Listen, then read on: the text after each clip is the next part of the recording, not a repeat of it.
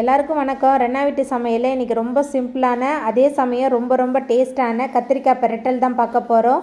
சாம்பார் சாதம், ரச சாதம், தயிர் சாதம் எல்லாத்துக்குமே இந்த கத்திரிக்காய் பிரட்டல் ரொம்ப சூப்பராக இருக்கும்.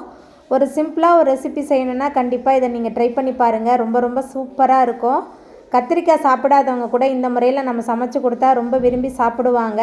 எப்படி செய்கிறதுன்னு வாங்க பார்த்துடலாம். கத்திரிக்காய் பிரட்டல் பண்ணுறதுக்கு அடுப்பில் கடாய் வச்சுருக்கேன். இப்போ 4 டேபிள் ஸ்பூன் அளவுக்கு எண்ணெய் சேர்த்துக்கலாம். எண்ணெய் கொஞ்சம் தாராளமாக இருந்தால் தான் பிரட்டல் ரொம்ப சூப்பராக இருக்கும். எண்ணெய் சூடாகி வரட்டும். எண்ணெய் சூடாகிட்டு 1 டேபிள் ஸ்பூன் அளவுக்கு கடுகு சேர்த்துக்கலாம். கடுகு நல்லா பொரிய ஆரம்பிச்சிருச்சு. பொடியாக நறுக்குன 15 சின்ன வெங்காயம் சேர்த்துக்கலாம். சின்ன வெங்காயம் தான் இந்த பிரட்டலுக்கு ரொம்ப சூப்பராக இருக்கும்.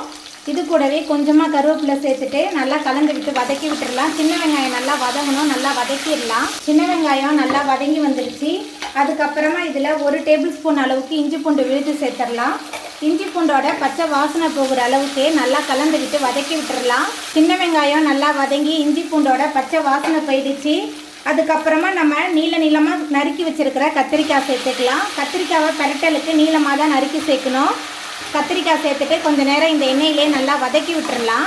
இப்போ தான் முதல்ல நீங்கள் சமைக்க ஆரம்பிக்கிறீங்கன்னா நீங்கள் கூட செய்யலாம். ரொம்ப சூப்பராக இருக்கும். சாம்பார் சாதம், ரச சாதம், தயிர் சாதம் எல்லாத்துக்குமே அட்டகாசமாக இருக்கும். சாயத்தோடையும் கலந்து சாப்பிட்லாம். நல்லா கலந்து விட்டு வதக்கி விட்டுடலாம். கத்திரிக்காய் எண்ணெயில் நல்லா வதங்கி வந்துடுச்சு. அதுக்கப்புறமா இதில் மசாலா தூள்லாம் சேர்த்துக்கலாம். கொஞ்சமாக மஞ்சள் சேர்த்துக்கலாம். கூடவே காரமான தனி மிளகாய் தூள் 2 டேபிள் ஸ்பூன் சேர்க்குறேன். உங்கள் காரத்துக்கு தகுந்த மாதிரி சேர்த்துக்கோங்க. பிரட்டலுக்கு தேவையான அளவுக்கு கல்லுப்பு எல்லாத்தையும் சேர்த்துட்டு மறுபடியும் நல்லா கலந்து விட்டு வதக்கிடலாம். இந்த பிரட்டலுக்கு கத்திரிக்காயில் தண்ணி சேர்க்கக்கூடாது. இந்த எண்ணெயிலே தான் நல்லா வதங்கணும். நல்லா கலந்து விட்டு வதக்கி விடலாம். கத்திரிக்காய் மசாலா எல்லாத்தையும் சேர்த்துட்டு நல்லா கலந்ததுக்கு அப்புறமா ஒரு மூடி போட்டு அடுப்பை மிதமான தணலில் வச்சு வேக வைக்கலாம். பாருங்கள், நம்மளோட கத்திரிக்காயெலாம் நல்லா வெந்து ரொம்ப சுவையான கத்திரிக்காய் பிரட்டல் சூப்பராக ரெடி ஆகிட்டு சூடான சாதம், வெரைட்டி ரைஸ், தயிர் சாதம் எல்லாத்துக்குமே ரொம்ப சூப்பராக இருக்கும். அடுப்பு ஆஃப் பண்ணிடலாம். அவ்வளோதாங்க, ரொம்ப சுவையான கத்திரிக்காய் பிரட்டல் சூப்பராக ரெடி ஆகிட்டு. இந்த சுவையான கத்திரிக்காய் பிரட்டலை நீங்களும் உங்கள் வீட்டில் செஞ்சு பாருங்கள்.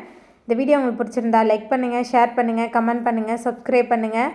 அப்படியே பக்கத்தில் உள்ள பெல் பட்டனையும் கிளிக் பண்ணிடுங்க. என்னோடய வீடியோவை இவ்வளோ நேரம் பொறுமையாக பார்த்தவங்க எல்லாருக்குமே ரொம்ப நன்றி.